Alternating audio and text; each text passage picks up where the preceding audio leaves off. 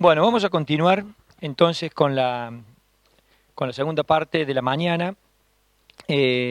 Ahora vamos a comenzar con un tema que no manejamos tanto ni los médicos ni los intervencionistas, que es la terapia celular.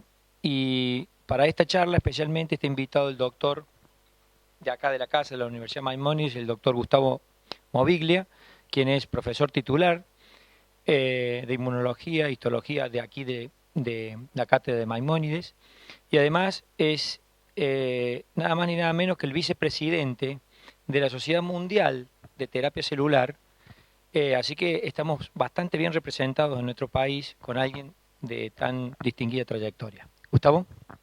El agradecido soy yo, en primer lugar.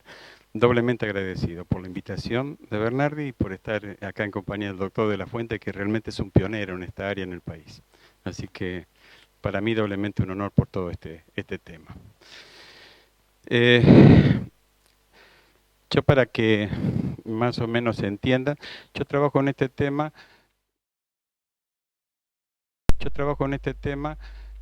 Comencé siendo biólogo celular. Si bien estudié medicina, mis primeros años fueron como investigador, como becario del CONICET. Trabajé afuera, estando en Estados Unidos en el año 1986, cuando comenzaba la inmunoterapia a ser trasladada al aspecto clínico dentro del aspecto de la terapia del cáncer. Ahí comencé a trabajar. Y desde entonces, como sabía hacer cultivo de tejido y algo de medicina entendía, siempre he trabajado en protocolos translacionales relacionados con este tema. La Universidad Maimónides me ha dado la excelente oportunidad. Acá tenemos un centro muy grande, muy lindo, con un laboratorio de 400 metros cuadrados GMP, que nos permiten hacer muchos desarrollos. Hace un tiempo atrás, el doctor Bernardi me preguntó si realmente podíamos trabajar sobre un sector de la terapia celular dentro de la cardiología que estaba un poco, no descuidado, porque mucha gente ha trabajado, pero sí como que tenía un bache en cuanto a la respuesta terapéutica. Ustedes saben que la respuesta terapéutica en el infarto agudo es muy buena, excelente, y sin embargo, los corazones crónicos, la respuesta es desigual. Y la respuesta es desigual por distintos motivos. Entonces, yo le voy a dar una introducción, el doctor Bernardi después va a terminar un poco de explicar qué es lo que pensamos hacer con cerdos. Todavía no pensamos tocar a ninguna persona, pero queremos establecer un modelo y ver si tenemos razón, si esto no solo tenemos razón, sino también es seguro para poder ser trasladado al humano, y entonces recién ahí después veremos qué es lo que vamos a hacer o no en la parte clínica. La siguiente, por favor. A mí me gusta definir esto, porque la gente tiene la idea de terapia celular y células madre, y si no es así. Terapia celular es el uso de células vivas procesadas ex vivo y reintroducidas en un organismo humano con el objeto de curar, mitigar, prevenir o diagnosticar una enfermedad o condición patológica. Esa definición es del FDA, fue dada en el año 1997, después de que allá hacía casi 15 años, desde las principales universidades y centros de estudio en Estados Unidos, solicitaban se regular el área, se arrojara un poco de luz regulatoria sobre este tema.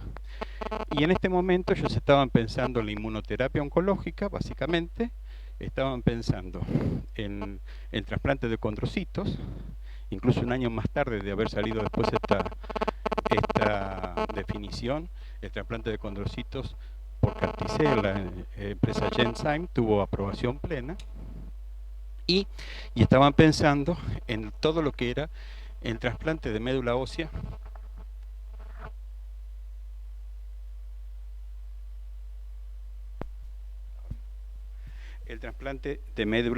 modificado, y con las distintas inquietudes que había. O sea que desde el principio los tres elementos estos estuvieron presentes en el tema de terapia celular.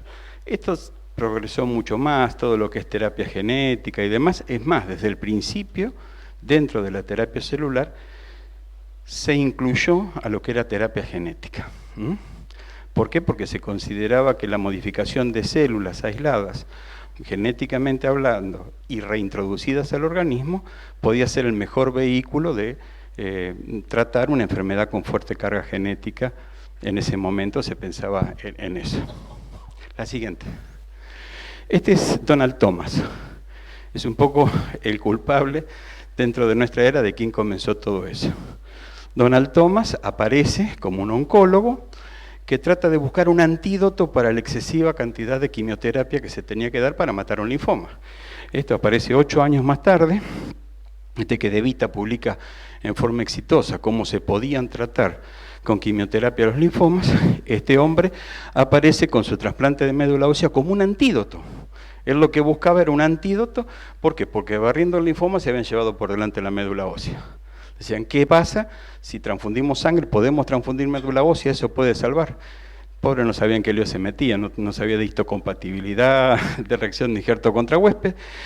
Pero de todas maneras, en el año 1957, logra el primer trasplante exitoso entre 2 mellizos gemelos. Claro, no había problema de histocompatibilidad. Y esa gente se curó del linfoma y recuperó su médula ósea. La siguiente, por favor. Muy simple la técnica, sacaban médula ósea, y ya sea primero de un donante sano y después del mismo paciente, la transfundían directamente. Se la colocaban en el brazo y eso iba derechito a la médula ósea. Nadie se preguntó, ¿cómo sabe la médula ósea que tiene que recuperar médula ósea en los huesos? Nadie se preguntó eso. Se asumía que era cierto porque biológicamente es muy lógico. Después uno cuando piensa puede pensar cualquier cosa. Pero la realidad biológica es muy consistente. El problema es que a veces la gente habla con realidad especulativa, no biológica. La siguiente, por favor. Fíjense, esta es una línea del tiempo, es un trabajo de Applebaum, que fue quien lo sucedió en el Fred Hutchinson Center en Seattle, cuando se cumplen 50 años de la primera publicación de un trasplante exitoso en humanos. Fíjense la línea de cantidad de casos por año.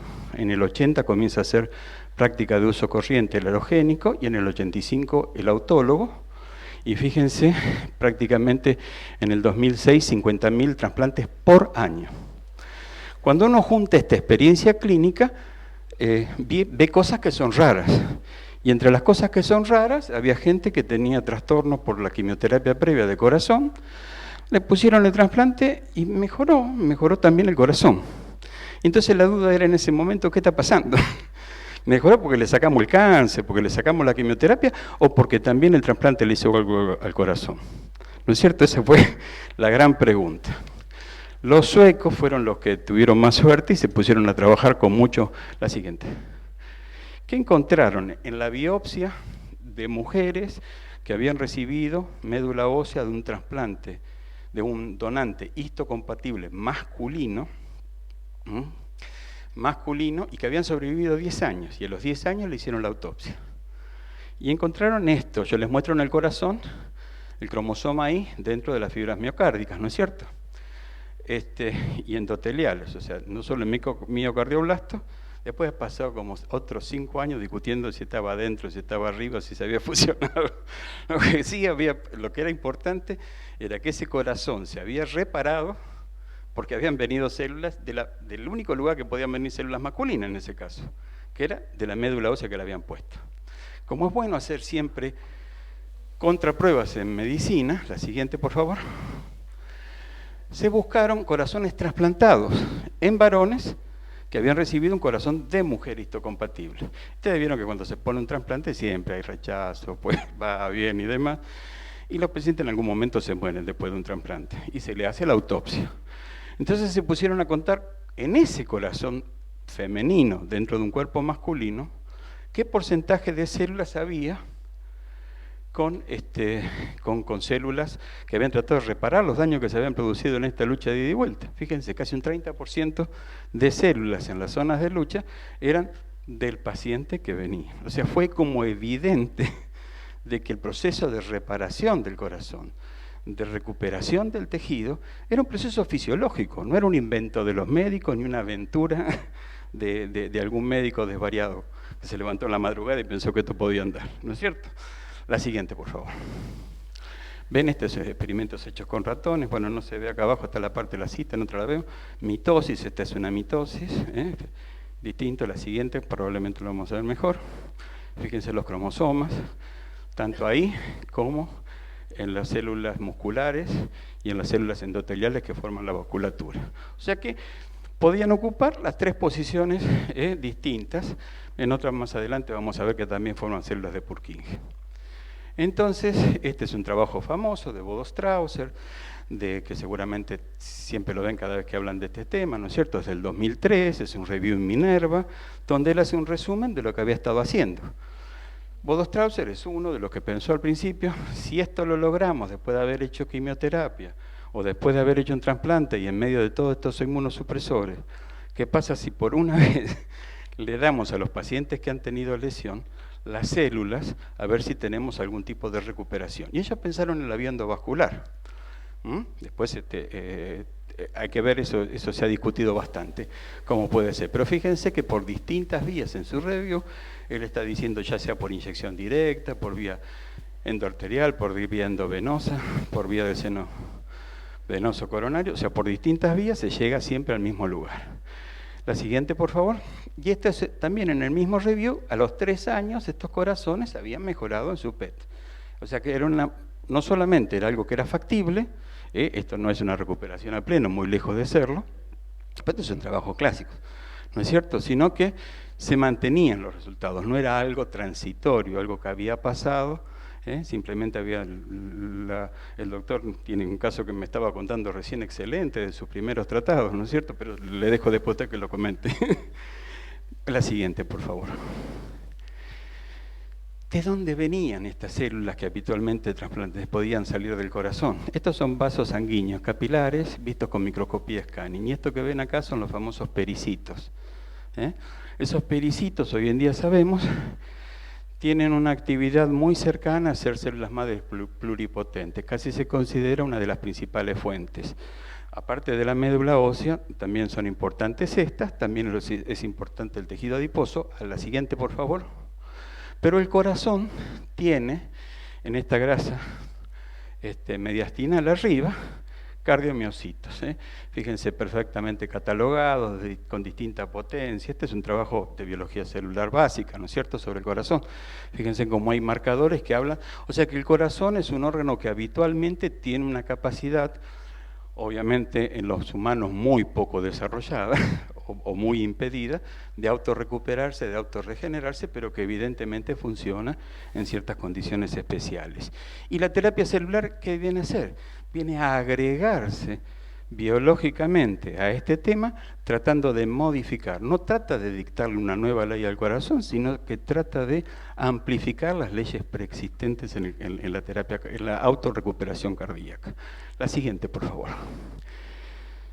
Este es un esquema también de Bodo Strauser. Él decía es como si hubiera dos pools en el organismo. Los pools autólogos y los pools que en este caso él lo adjudica a la médula ósea, después se vieron todos los otros que le dije, que están interviniendo en esta reparación post-isquemia en este caso. La siguiente, por favor. Fíjense en este trabajo, lo que se ve acá en rojo intenso es la zona de necrosis, es por la coloración del tejido. Y lo que se ve en clarito es la zona recuperada. Estos son corazones de perro recuperados por la infusión en este caso, de células mesenquimales, de células del estroma mesenquimal, fíjense, claro, con qué áreas pequeñas de necrosis contra qué áreas inmensas, gigantes de necrosis, que hay en los corazones de los perros control. La siguiente, por favor. Yo creo que uno de los puntos más importantes que tiene todo este tema es el de darnos cuenta por qué los resultados no son siempre buenos o por qué los resultados a veces son tan buenos. Y eso lo trataron de hacer las primeras personas que trabajaron. Yo creo que uno de los peores lugares donde se trabajó esto fue en Estados Unidos, porque tienen tanto lío con el FDA, con lo que opina cada uno, con la presión de las empresas farmacéuticas y demás, que realmente, y en Europa, por otro lado, han tenido un poco más de objetividad en el tema, porque trabajan distinto, ¿no es cierto? Entonces, ¿qué es lo que se pusieron a hacer? Ustedes saben que Bodo Strauser tuvo durante toda su vida, hasta que se jubiló, el condado él estaba en Düsseldorf, la Universidad de Düsseldorf le pagaba 30.000 euros por cada paciente que trataba. que eran pacientes candidatos a trasplante de corazón, donde él, haciéndole el tratamiento, veía si podían o no quitarlo de la lista de trasplante. Al cabo del primer año, las cuentas le daban muy bien a la universidad, y por eso pudo trabajar con más de 3.200 pacientes, que es lo que él ha publicado a lo largo de su experiencia. Entonces, ¿qué pasó? Este es el primer día de infarto. Hay una zona, fíjense, las células han perdido sus extracciones normales y demás, y hay una infiltración. Fíjense, en tercer día ha pasado, o está terminando de pasar la gran infiltración de granulocitos, y hay una gran infiltración de monocitos, y al séptimo día se ha limpiado toda la estructura de fibras musculares muertas. Han quedado prácticamente una trama muy bien ordenada, porque se respetan las fibras, las miofibrillas, lo que sería el sarcolema, ¿no es cierto?, del tejido que está por fuera de las células musculares, y hay infiltración, sí, de linfocitos en cantidad. La ventana terapéutica que encontró Bode-Strausser era entre el séptimo y 10º día, donde parecía que las células se dedicaban a llenar estos espacios vacíos, y después, les adelanto un poco, eran favorecidos por el tipo peculiar de inflamación que había en ese momento. Y él prácticamente había dicho, si lo damos antes, no funciona, y si lo damos después tampoco. ¿Por qué? Funciona también, pero no de la misma manera. Porque hay lugares que hay parcialmente ya formación de tejidos, esta estructura delicada del sarcolema, o de la sustancia extracelular, que forma esa red de los 3 niveles del corazón, ahora está siendo reemplazada por tejido conectivo laxo primero a los 15 días, y ya a los 40 días es denso. O sea que ya es una cicatriz tipo cicatriz queloide. Es una cicatriz muy difícil. Y nos quedan células que les cuesta conectarse entre ellas y demás. Entonces son cosas que van a costar un poquitito. La siguiente, por favor. Fíjense, la ventana terapéutica que había encontrado este buen hombre era muy breve para tener un resultado óptimo, para tener resultados como lo que les mostré en los estudios de adelante, ¿no es cierto? Si no, todo el mundo lo encontraría. O sea, había que estar prácticamente expectante, y entre el día, lo más temprano podía ser un día 6 hasta un día 10, 12, como para poder intervenir y lograr estos resultados fabulosos. ¿Por qué? Porque biológicamente las condiciones eran óptimas. ¿Qué pasa fuera de este periodo? Muchas cosas. Porque la célula madre no solo tiene efecto plástico, sino que también tiene efectos inmunomoduladores, que son muy importantes, y también tienen efectos paracrinos, que son tremendamente importantes, y de vasculogénesis, que también es muy importante. Imagínense una zona marginal perinfarto, que yo le incremento la circulación, es decir, lo estoy mejorando muchísimo, estoy pasando de una zona que trabaja pobre a una zona que trabaja mucho mejor. Y por efecto paracrino, es como si yo diera yo siempre trato, discúlpenme mi ignorancia, probablemente ustedes lo pueden rebatir lo que les voy a decir, pero es como, se me ocurre como si uno le diera un digital de depósito de larga duración. Y entonces ese corazón trabaja, y como está dentro de una bomba inteligente, que es una célula, está eliminando sus citoquinas según los esfuerzos de requerimiento del propio músculo cardíaco. Bien, la siguiente, por favor. Por lo tanto, los factores que promueven son células prorreparadoras, inductoras y estructurales, o sea, inductoras de la reparación adecuada en el corazón, y estructurales, como podrían ser células madres o miocardioblastos. Apoyadas sobre una matriz extracelular apropiada. Esto es muy importante. Ahora vamos a hablar bien enseguidita porque es importante que la matriz extracelular sea lo más fisiológica posible. Y por último, embebidas en un medio humoral adecuado, exigido funcionalmente en la justa medida y en forma adecuada. La siguiente, por favor. Fíjense en estas imágenes comparativas, qué pasa si yo le pongo salinas en animales de experimentación, ¿no es cierto? El grosor del corazón no es muy grande, la vasculatura que se desarrolla espontáneamente. Acá no se ve, pero lo marrón que se ve es casi todo tejido conectivo, algunas estructuras vasculares, y obviamente cardiomiocitos brillan por su ausencia dentro de la imagen. Si le he metido células de la médula ósea mononucleares totales, donde en aquel tiempo se medían CD34 como marcadores. Hoy sabemos que no es el mejor marcador, pero en aquel momento se medían CD34. Esto no quiere decir que sean CD34, son mononucleares. En este caso, fíjense, ya acá empieza a haber una mayor cantidad de células musculares que avanzan sobre la cicatriz desde la periferia hacia el centro. ¿No es cierto? Empieza a haber una muy buena, una mejor vascularización y la escara realmente disminuye tremendamente. Ya no es esa escara sólida que domina el centro del infarto, sino que es una... Esto por haberle puesto médula ósea. ¿Qué pasa si yo le pongo células dentro de la multitud de células que se ponían en la médula ósea? Nosotros separamos las células que nosotros ahora llamamos del estroma mesenquimal o mesenquimal stem cell, como los dos nombres, hay toda una discusión ahí, y que se caracterizan por tener tres marcadores, CD73 positivo, CD90 positivo, CD105 positivo, y son CD34 y 45 negativos. O sea que son células distintas a las hematopoyéticas. Entonces, si yo doy estos precursores, fíjense la cantidad de células musculares, fíjense la vascularización adecuada de toda la zona.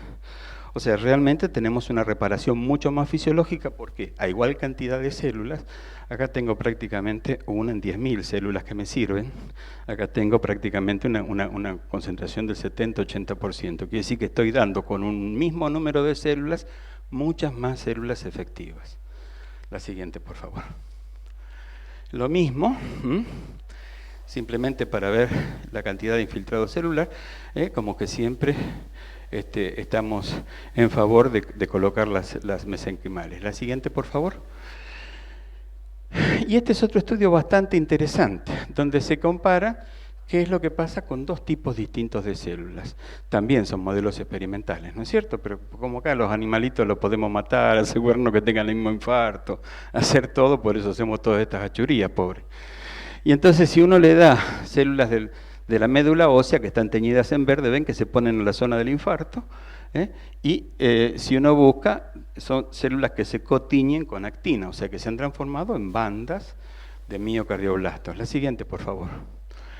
Si ustedes lo miran así un poco con mayor magnificación, ya para ver la parte histológica más en detalle, uno puede estar viendo que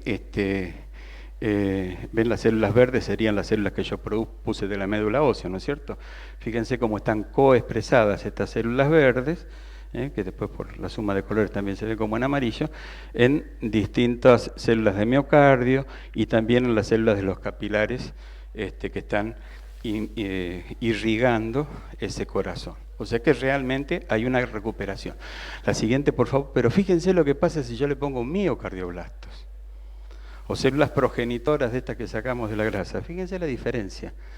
Cuanto más se recupera, y fíjense incluso hasta las células periféricas que corresponderían a las Purkinje están teñidas como positivas. Incluso estas arteriolas se han regenerado, se han reconstruido a expensas de estas células progenitoras cardíacas.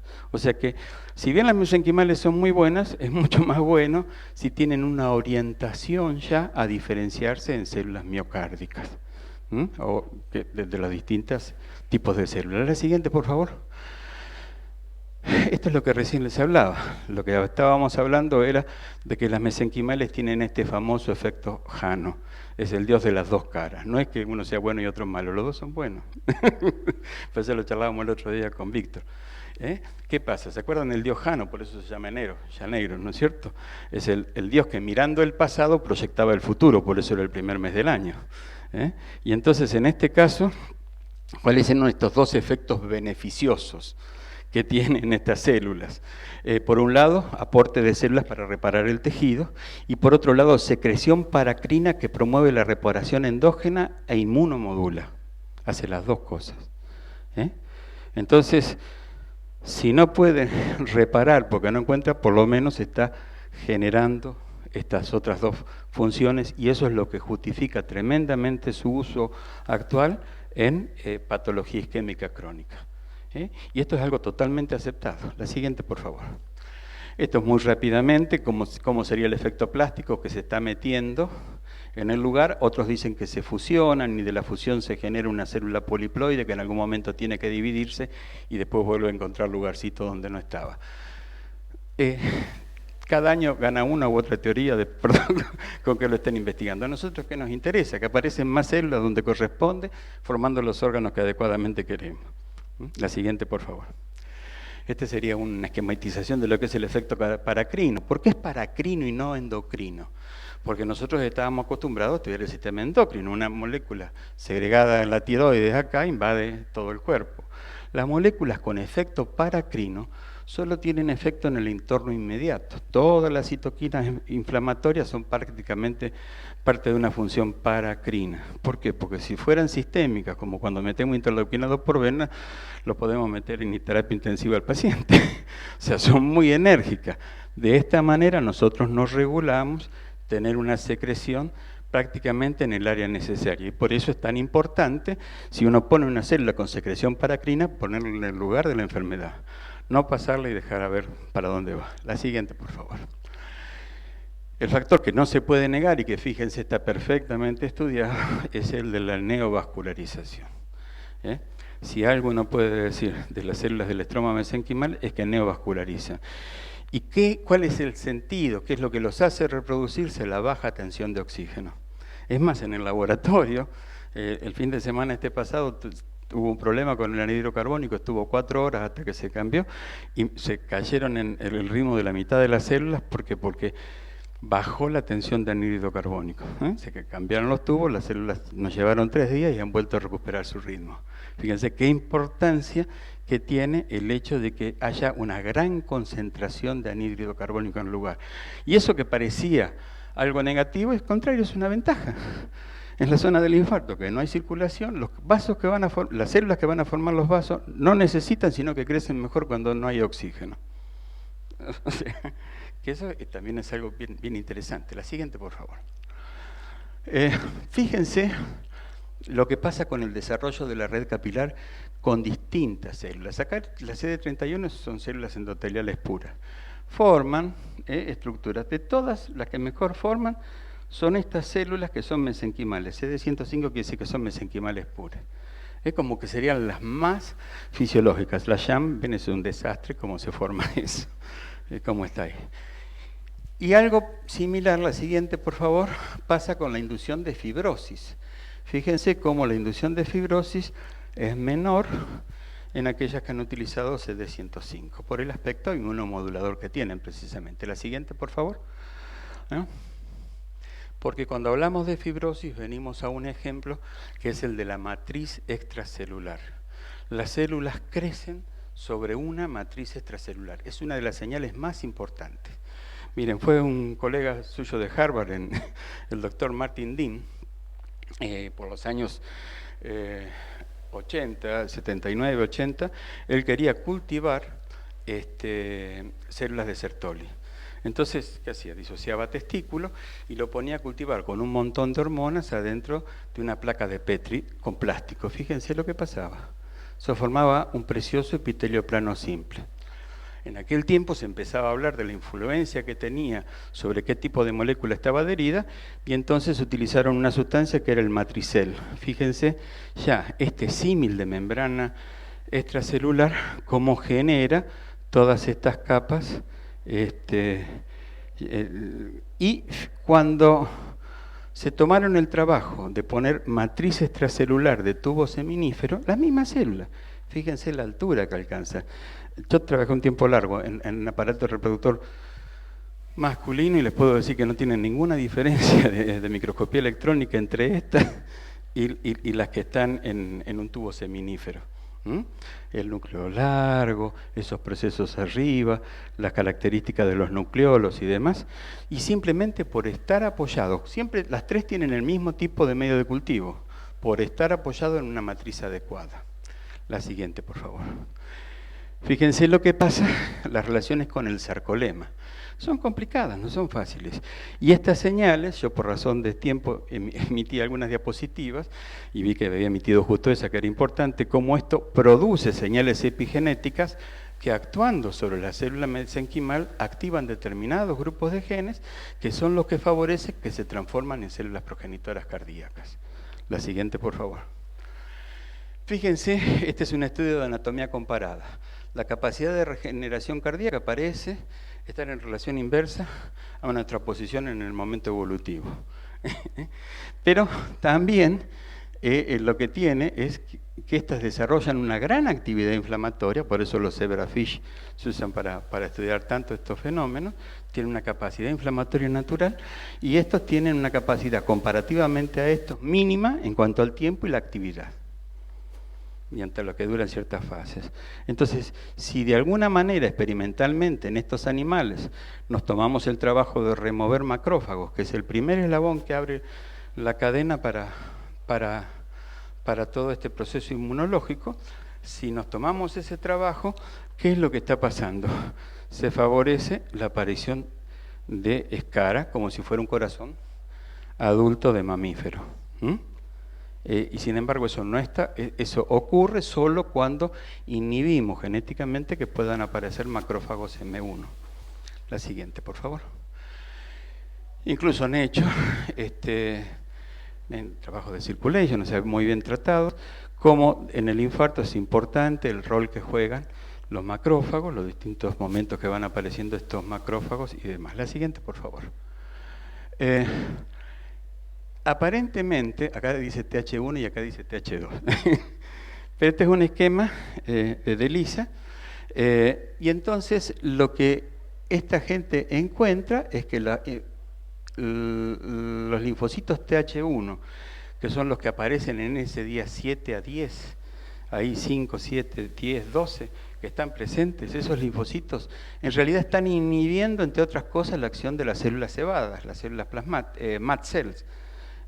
Mientras que los que aparecen a posteriori, de esos días 10, 12, que son los linfocitos de la reacción inmune TH2, están favoreciendo, eso es lo mismo que producen la alergia, están favoreciendo la liberación de estos gránulos de las células cebadas, ¿no es cierto?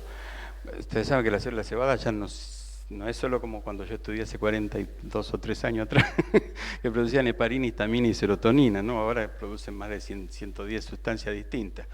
Muchas de ellas sustancias que son citoquinas que intervienen de una u otra forma en los procesos de reparación del organismo. Y entonces, entre ellos interleuquina 1, transforming growth factor beta 1 y demás, que son los que hacen que este fibroblasto cardíaco comience a sintetizar proteínas de colágeno y deje de producir laminina, deje de producir colágeno tipo 6 y demás. Es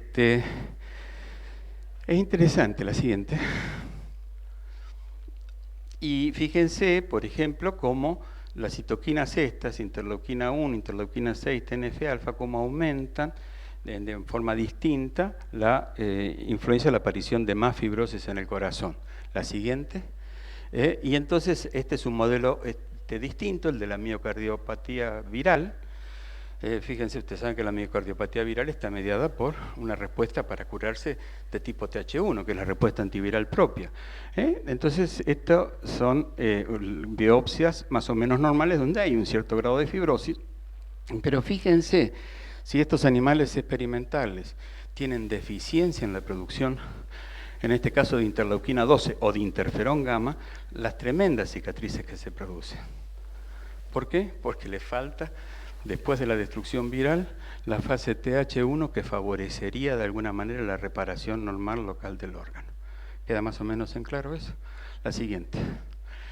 Fíjense qué complicada que es la actividad de la célula mesenquimal. No se las voy a explicar porque eso es parte de la inmunología propiamente dicha. Pero entiendan que cuando uno está colocando células mesenquimales está generando todas estas reacciones. Está induciendo, está recibiendo no influencias y demás. O sea que poner células del estroma mesenquimal implica también estar inmunomodulando y de alguna manera interviniendo sobre este grado de fibrosis, que fue lo que vimos en 5 o 6 diapositivas atrás. ¿Quedó claro? La siguiente, por favor. Simplemente la cantidad de factores procolágenos con distintas citoquinas. Interleuquina 4, que es la más alta, e interleuquina 13, fíjense qué cantidad de colágeno tipo 1 está produciendo, e interferón gamma, cómo incluso inhibe respecto del control que es este. O sea, la misma historia vista de otra forma. La siguiente, esto dice lo mismo, la siguiente. Y entonces, ¿qué factores para recuperar una función cardíaca normal de un corazón isquémico que tendríamos que procurar? Reconstrucción arquitectónica espacial de las redes de miocardiocitos, reconstrucción arquitectónica del sistema de conducción cardíaco y reconstrucción adecuada de la red vascular. Si no logramos estos tres factores, es muy difícil poder reconstruir ya un corazón isquémico crónico, porque lo que lo tenemos, eso es alterado. Vamos adelante a ver cómo lo podemos hacer. Adelante. Primero me voy a dedicar a la arquitectura un poco del corazón, esa delicada arquitectura que formó esa estructura tan compleja que ustedes respetan y conocen tan bien. Fíjense, esto embriológicamente era un tubito que se fue plegando, fue creciendo como adentro de una cava, y entonces las paredes no solo se fueron enroscando entre sí, sino que fueron desapareciendo y apareciendo tabiques hasta que se formó el corazón de 4 cavidades, que es el más evolucionado que hay en la escala zoológica. ¿No es cierto? La siguiente, por favor. Fíjense, este es un corte histológico, los distintos cortes de fibra, los largos, semioblicuos, transversales y demás que vemos. ¿Por qué? Porque por lo menos tenemos, y eso lo saben ustedes muy bien, 3 haces que en distintos grados de espiralización están envolviendo los ventrículos y todo lo que corresponde. La siguiente, por favor. Fíjense que junto con los miocardiocitos están también los vasos sanguíneos que los siguen. Y de alguna manera, la siguiente, también las células del sistema de conducción que van por el sistema perivascular. Quiere decir que si de alguna manera yo logro deshacer la madeja de tejido conectivo denso, podría teóricamente llegar a reconstruir o a permitir una mayor reconstrucción de esa estructura previa que había, ordenada del corazón. La siguiente, por favor.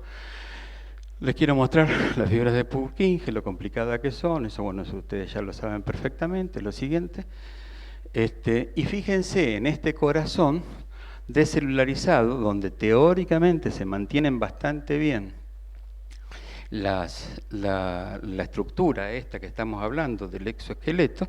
La siguiente, cuando se colonizan, parecen haberse colonizado perfectamente bien dentro de cada uno de los espacios. Nosotros hemos desarrollado algunos métodos para hacer que tejido colágeno tipo 1 se transforme a tejido conectivo laxo, o sea, se reconvierte en ese lugar. Lo hemos probado en cicatrices primero cutáneas, porque era muy fácil ver lo que pasaba. Fue algo parecido a lo que hicimos cuando empezamos a tratar pacientes con neuropatía crónica, de qué manera podíamos meternos sin necesidad de hacer la exéresis del escara, que es tan difícil, neuroquirúrgicamente hablando. Y entonces eso lo aprendimos, que fue si podíamos llegar a seleccionar linfocitos adecuados que trabajaran sobre el tema. Pero ese tema se lo dejo a Víctor para que lo explique. Muchas gracias.